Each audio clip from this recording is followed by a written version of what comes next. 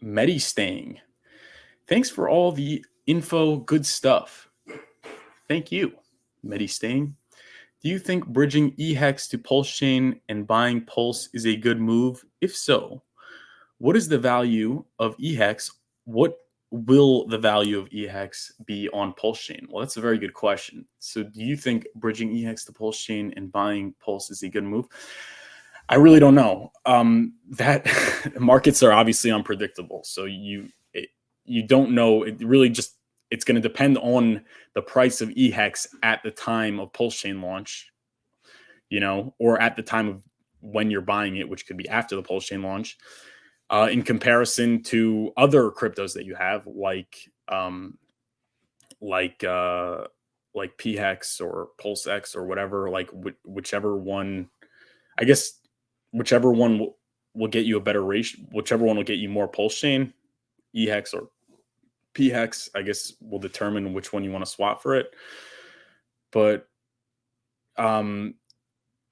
bridge, if so, what is the value? eHex on Pulsechain will be the same value that is on Ethereum because it's bridged. Basically, what happens is you put it in a bridge, and then the smart contract locks it up and creates a token that represents hex on Ethereum, which could be used on Pulsechain, which could be exchanged and traded, and then it's basically like an IOU. It's kind of like compare it to like a casino. Casino is the great example where you basically take your money, you exchange it for chips, and then you could use those chips in the casino. And then when you're done, you take those chips, which are basically an IOU. It's a US dollar representation because it's redeemable for US dollars. You go back to the front desk, you get back your cash, and then you leave.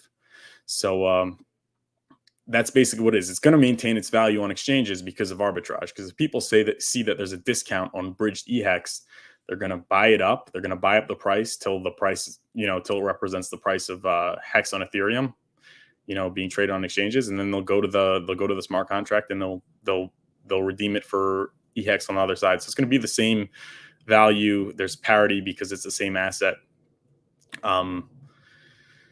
I personally, though, I keep on saying this, I don't like holding liquid eHex, to exchange for Pulsechain because it might work out well for you, but just because you're at risk of the volatility of the market. So, for example, in May, the price of hex on Ethereum was like 10 cents, and everyone thought that Pulsechain was launching in May because Richard Hart said that on Twitter.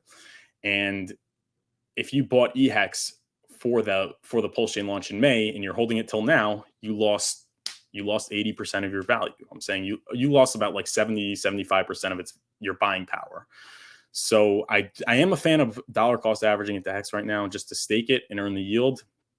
But in terms of the money that I delegate towards Pulsechain, towards buying Pulsechain, I keep that in stable coins, and I'm going to bridge the stable coins over and then use that to purchase PLS, just because it maintains its purchasing power. Albeit it is true, if the price of hex goes up between now and Pulsechain launch, then you're going to get more for your dollar. I mean, you're going to get a better deal in comparison to stable coins. But I just see it as a matter of risk. So I do think you should definitely have. I personally, not financial advice, would have maybe at least some stable coins just to maintain your purchasing power. But good question.